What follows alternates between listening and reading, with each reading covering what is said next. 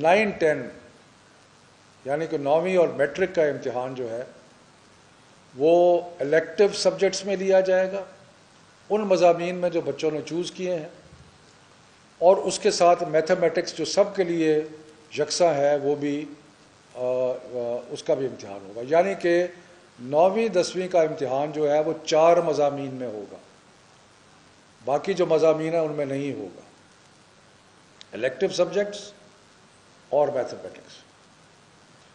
11ویں 12ویں کا جو امتحان ہے وہ صرف الیکٹیو سبجیکٹس میں ہوگا، اور یہ ہم نے اس لیے بھی سوچا ہے کہ الیکٹیو سبجیکٹس کا کہ اگر کسی نے ڈاکٹر بننا ہے تو اس نے بایولوجی لی ہوئی ہے، اس نے کیمسٹری لی ہوئی ہے وغیرہ، کسی نے انجینئر بننا ہے تو انہوں نے اور فزکس اور باقی سبجیکٹس لیے ہیں، تو جو بھی کسی نے جس اسٹریم میں جانا ہے اس اسٹریم کا امتحان ہم لے لیں گے،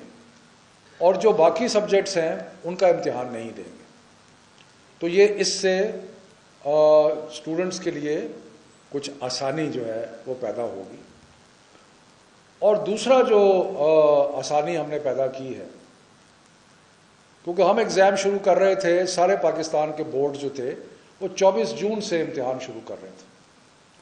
اب ہم نے کہا ہے کہ 10 جولائی کے بعد آپ امتحان شروع کریں، یعنی کہ مزید 2-3 ہفتے جو ہیں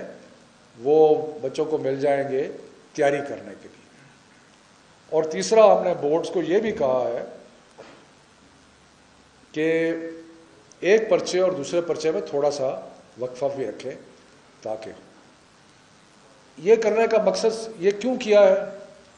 اور ایگزام تو جیسے میں نے کہا کہ ہم نے ہر صورت میں لینا ہے، یہ اس لیے کیا ہے کہ ایک تو کورس صحیح طرح اسکول چلے نہیں تو صحیح طرح کورس مکمل نہیں ہوا، اور دوسرا یہ کہ ایک ونڈو بیماری تھوڑی سی کم ہوئی ہے، اس کو جلدی سے ونڈو کا فائدہ اٹھایا جائے، کہیں یہ نہ ہو کہ پھر دوبارہ خدا نخواستہ بیماری جو ہے اس کا